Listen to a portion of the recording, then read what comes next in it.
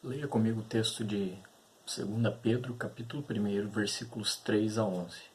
O texto ele fala: Visto como pelo seu divino poder nos têm sido doadas todas as coisas que conduzem à vida e à piedade, pelo conhecimento completo daquele que nos chamou para a sua própria glória e virtude, pelas quais nos têm sido doadas as suas preciosas e muito grandes promessas, para que por elas vos torneis coparticipantes da natureza divina, livrando-vos da corrupção das paixões que há no mundo.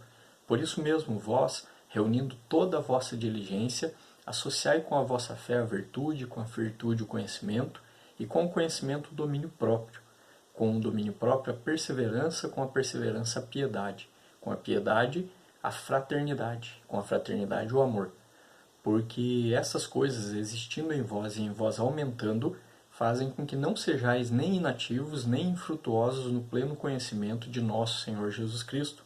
Pois aquele a quem essas coisas não estão presentes é cego, vendo só o que está perto, esquecido da purificação dos seus pecados de outrora. Por isso, irmãos, procurai com diligência cada vez maior confirmar a vossa vocação e eleição, porquanto, procedendo assim, não tropeçareis em tempo algum, pois desta maneira que vos será amplamente suprida a entrada no reino eterno de nosso Senhor e Salvador Jesus Cristo. A bancada de uma oficina mecânica pode ser bastante impressionante. Há inúmeras ferramentas cujo nome não sabemos, e menos ainda para que servem. Mesmo que as conheçamos, elas se apresentam numa variedade de formas e tamanhos e, mesmo assim, nós nos perguntamos: para que tudo isso? O dono da oficina dirá que cada ferramenta ali tem a sua utilidade e faria muita falta se fosse perdida. Só imaginamos que elas não são tão necessárias por causa da nossa ignorância de suas funções. O bom funcionamento da vida familiar depende de ferramentas e da boa utilização dessas ferramentas, as quais Deus deixou para que nós as utilizássemos. Essas ferramentas são recursos divinos, recursos vindas do próprio Deus, para que a gente possa orientar a nossa família, os nossos filhos, a nossa casa, o nosso lar.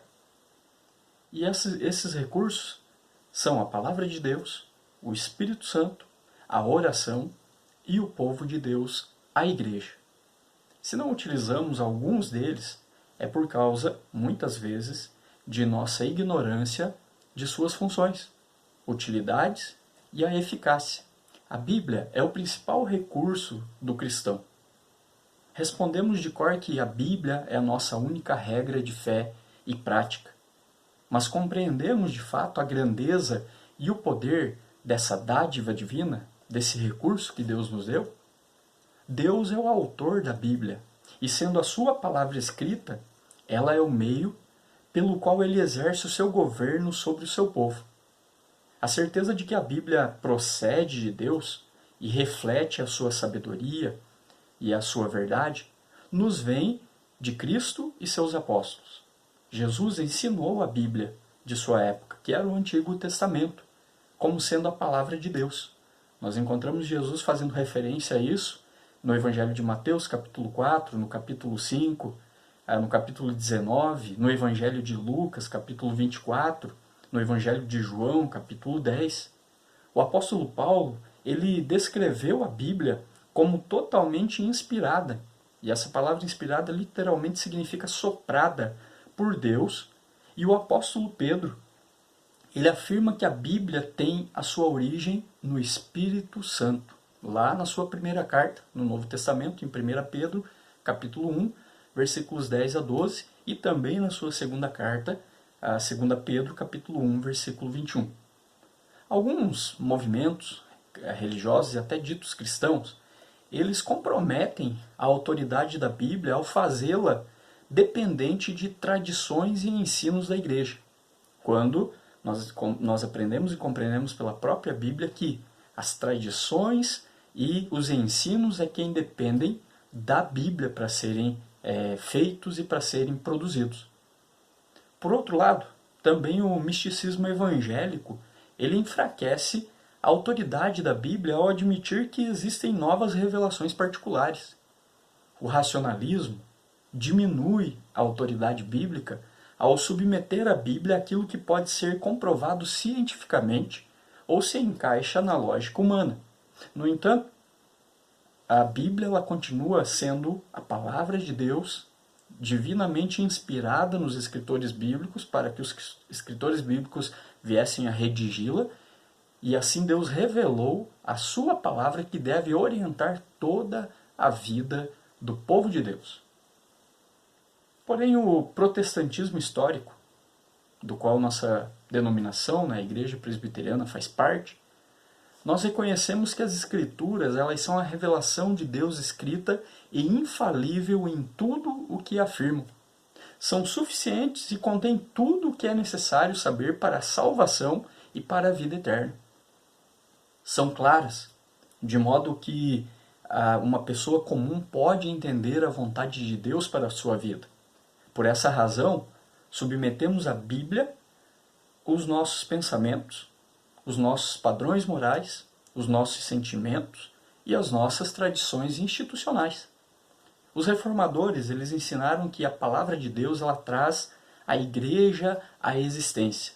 Portanto, é a igreja quem deve se submeter à Bíblia e não o inverso, como em algumas doutrinas se ensina isso. Os reformadores eles libertaram a consciência dos cristãos das autoridades humanas, ao afirmar que a Bíblia não pode estar sujeita a qualquer grupo religioso. A presença da Bíblia em nossa vida deve ser mais que um clichê. O estudo diligente, obediente da palavra de Deus deve ser a prioridade na família da aliança, a igreja. Tendemos a achar que estudar a Bíblia é uma solução simplista, eficiente somente para os problemas simples e rotineiros. Contudo, a palavra de Deus é a resposta especialmente se a situação familiar estiver muito difícil.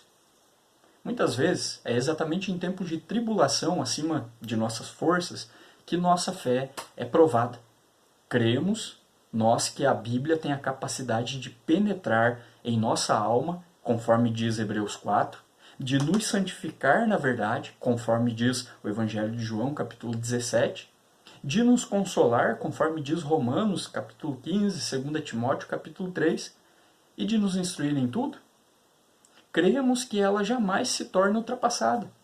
Pelo contrário, permanece eternamente, conforme nos afirma o Salmo 119, no versículo 89, e o profeta Isaías, no capítulo 40, versículo 8.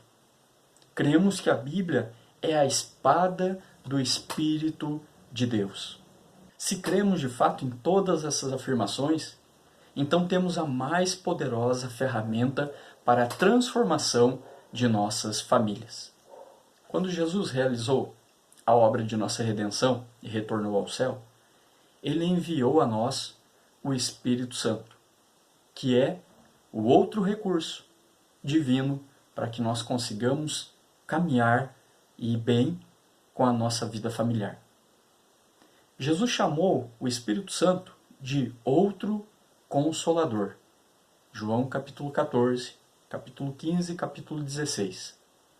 A palavra grega traduzida por Consolador designava originalmente um advogado ou um assistente em questões jurídicas.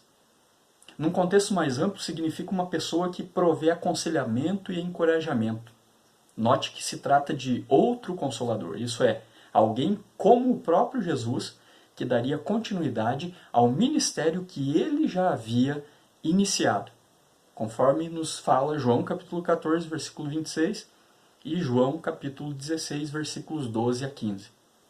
A presença do Espírito Santo, habitando nos crentes, significa que Jesus não nos deixou sozinhos, com a nossa tarefa de decifrar sua vontade para nós, nossas famílias e também para as nossas igrejas.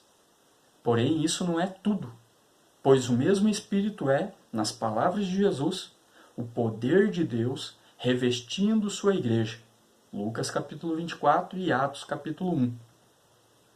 É bom lembrar que esse mesmo Espírito poderoso foi o agente divino na criação da terra e que continua sendo na manutenção da vida. Pense nisso, antes de achar que os desafios da vida conjugal, da paternidade ou maternidade são grandes demais. É provável que sejam mesmo, mas jamais serão maiores que o poder divino que Jesus enviou do céu para seus crentes. Um cônjuge alcoólatra, uma criança pequena com ataques de raiva, um adolescente se envolvendo em más companhias ou uma crise financeira que nunca passa, são situações que podem ser metaforicamente descritas como um vale de ossos secos. Diante de um vale assim, o profeta Ezequiel ele foi desafiado a crer que Deus poderia trazer vida a todos aqueles ossos e trazer aqueles ossos de volta à vida. E foi pelo seu Espírito que o Senhor os reviveu. Nós encontramos isso em Ezequiel capítulo 37. Temos no Espírito Santo todas as ferramentas de que carecemos, que precisamos aprender como lidar com certas situações, também para que a gente veja milagres acontecendo a fim de mudar essas situações difíceis que nós enfrentamos com as nossas famílias. Também encontramos o encorajamento para suportar a dificuldade ou o auxílio para superar uma dificuldade, conforme nos diz o apóstolo Paulo em Romanos capítulo 12, ou ainda que o nosso caráter seja aperfeiçoado na tribulação. Dependemos totalmente do Espírito Santo de Deus para nos ajudar nisso, para nos dar condições disso e para nos dar o suporte necessário para que a gente continue na vida apesar das dificuldades, apesar das crises que muitas vezes as nossas famílias enfrentam. O próprio Deus se doa a nós para que a gente possa continuar na caminhada, que de fato não é uma caminhada fácil e você sabe disso. Independente da idade que você tenha. Você que é filho, você muitas vezes vai ver seus pais passando por dificuldades, quem sabe financeiras, emocionais, e talvez até se questione se há uma solução para isso. A solução está em Deus, por meio da pessoa do Espírito Santo, orientando. Por isso, meu conselho é que a sua família, você, ore pela sua família, a sua família busque a Deus. Deus nos criou e nos redimiu para termos comunhão com Ele. E a oração é uma parte importante desse relacionamento. A oração é outra ferramenta que Deus deixou para que nós pudéssemos nos relacionar com Ele mesmo. Não foi por um requinte litúrgico que Jesus ensinou seus discípulos a orar, chamando Deus de Pai. Mas porque a oração deve ser uma expressão da relação paternal que o próprio Deus quis estabelecer conosco por meio do seu Filho. Vemos exemplificada nas orações da Bíblia, especialmente no livro dos Salmos, a riqueza da oração como meio de comunicação com Deus. Alguns pregadores dizem, e eu creio nisso, que a Bíblia é a palavra de Deus, é Deus falando conosco. E a oração é o meio pelo qual nós temos acesso a falarmos com Deus, na certeza de que Deus está nos ouvindo. Portanto, orando, o povo de Deus expressa sua adoração e louvor, confessa seus pecados e pede perdão a Deus. Dá graças pela sua bondade e faz petições por si mesmo e pelos outros. A oração é um recurso formidável. Quem poderia imaginar que num simples momento pudéssemos falar diretamente ao Criador dos céus e da terra, como alguém fala com seu próprio Pai? A Bíblia garante que a oração de fato é muito eficaz, conforme Tiago nos diz na sua carta, no Novo Testamento, capítulo 5, versículo 16, ele diz que a oração do justo é eficaz. Contudo, a eficácia da oração, ela não reside em quem ora, nem no merecimento, nem na dedicação, nem na persistência, nem em palavras bonitas, muito menos gritos e a própria repetição de palavras. A oração que agrada a Deus é aquela que é feita de acordo com a sua vontade e feita com fé. Fé no mediador. Por isso deve ser feita sempre em nome de Jesus. Fé no poder de Deus, pois a oração somente tem sentido se há confiança de que Deus pode realizar o que está sendo pedido. Fé na bondade de Deus, pois quem ora deve ter a certeza de que Deus está o ouvindo e se importa com as carências de seus filhos. E, inclusive, de que mesmo quando não os atende, tem planejado o melhor para eles. Não há explicação razoável para tantas vezes que tentamos toda espécie de esforços e estratégias próprias, antes de nos lançarmos em oração diante do trono da graça, de onde o socorro sempre vem no momento oportuno. A oração deve ser o recurso primordial em nossas vidas quando enfrentamos dificuldades. E especialmente aqui, como estamos conversando e falando, no contexto familiar, quando as nossas famílias enfrentam dificuldades, devemos recorrer à oração, pedindo que Deus tenha misericórdia de nossa vida e tenha direcionado para nós a sua bondade e a sua graça venha nos socorrer no momento da luta. Muitas vezes você não encontra um recurso humano, um recurso até material, para resolver, para solucionar um problema, uma crise, uma dificuldade. Porque o único recurso real que pode, inclusive, alcançar essas áreas é a oração. É Deus ouvindo um filho, uma filha dele, e vindo de encontro à sua oração, respondendo, Deus sendo propício, sendo benéfico à vida daquela pessoa. Faça uso do recurso da oração. Não tenha medo de conversar com Deus, porque Ele ouve um coração contrito. Não pense que você deve decorar palavras bonitas, cheias de beleza, para que você consiga orar. A oração deve ser o que você está sentindo no seu coração, o que você quer falar, o que você quer expressar, comunicar diante de Deus. Faça uso desse recurso.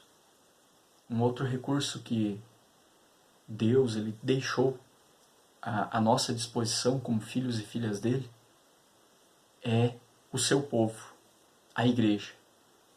Como vimos anteriormente, Deus ele abastece a sua igreja com dons do seu Espírito, com o propósito de que sejam usados por seu povo na própria edificação deles.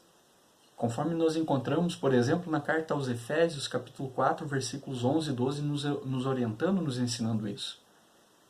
Deus ele dotou a igreja de dons para que a igreja, a própria igreja, o seu próprio povo aqui na terra, seja edificado. Um importante documento das igrejas reformadas, e é um documento que a igreja presbiteriana, onde tem sistematizado as principais doutrinas bíblicas, chamada Confissão de Fé de Westminster, fala assim, no seu capítulo 26. Ela explica que os crentes estão unidos uns aos outros no amor, participam dos mesmos dons e graças e estão obrigados ao cumprimento dos deveres públicos e particulares que contribuem para o seu mútuo proveito. Estão também obrigados a manter uma santa sociedade e comunhão no culto de Deus e na observância de outros serviços espirituais que tendam à sua mútua edificação, bem como a socorrer uns aos outros em coisas materiais, segundo as suas respectivas necessidades e meios. Já dissemos que a Bíblia é fundamental para a família e que o Espírito Santo capacita o povo de Deus a compreendê-la, aplicá-la e obedecê-la. Como deve ter ficado implícito, esses dois recursos promovem a plena efetividade um do outro no contexto da comunidade pactual, que é a igreja, o povo de Deus. Todos os pais podem contar as histórias bíblicas a seus filhos, mas nem todos demonstrarão igual capacidade de ensino e interpretação. Contudo, a igreja dispõe de pastores, mestres, líderes à disposição de todas as famílias de forma igual. Eu costumo falar que se algum irmão ou irmã da igreja tem uma dúvida sobre a Bíblia, sobre algum texto bíblico, nós podemos sentar para conversar sobre aquela dúvida e procurar uma resposta bíblica para ela. Então nós temos essa comunhão, nós temos essa liberdade, essa abertura para dispormos, né, desses recursos que a igreja tem provindos do próprio Deus para a edificação da própria igreja. O mesmo se aplica a outros aspectos da vida cristã. Por exemplo, as experiências de vida dos crentes mais velhos deveriam servir para ajudar jovens pais crentes a criarem os seus filhos. Especialmente se não houver avós crentes para servirem de modelo na nova família, por estarem distantes, terem falecido, porque o jovem casal é a primeira geração de cristãos em uma família. Ou ainda, uma família que passa por uma crise financeira grave deveria poder contar com a generosidade das demais famílias, compartilhando os mantimentos, quitando contas atrasadas, passeando com as crianças no feriado ou exercendo a hospitalidade enquanto aquela situação não se ajeita. É certo que a Igreja de Cristo nem sempre responderá corretamente ao chamado do Senhor para ser instrumento da sua graça. Ainda assim, sempre valerá a pena permanecer no seu seio, porque com os erros dos irmãos vemos o quanto a graça é gratuita. Aprendemos a perdoar, a amar aqueles que nos decepcionam e somos desafiados a nos oferecer como instrumentos do Senhor para que outros não venham a ser desapontados no futuro. Os pais nunca devem ir à batalha pelo coração e mente de seus filhos sem o recurso da igreja. Aliás, assim como nenhum membro pode funcionar ou sobreviver isolado do corpo, conforme Paulo nos ensina na primeira carta aos Coríntios, capítulo 12. Nenhum filho de Deus deve viver à parte da família de Deus. Portanto, a palavra, o Espírito Santo, a oração e a igreja são ferramentas que Deus providenciou para o seu povo.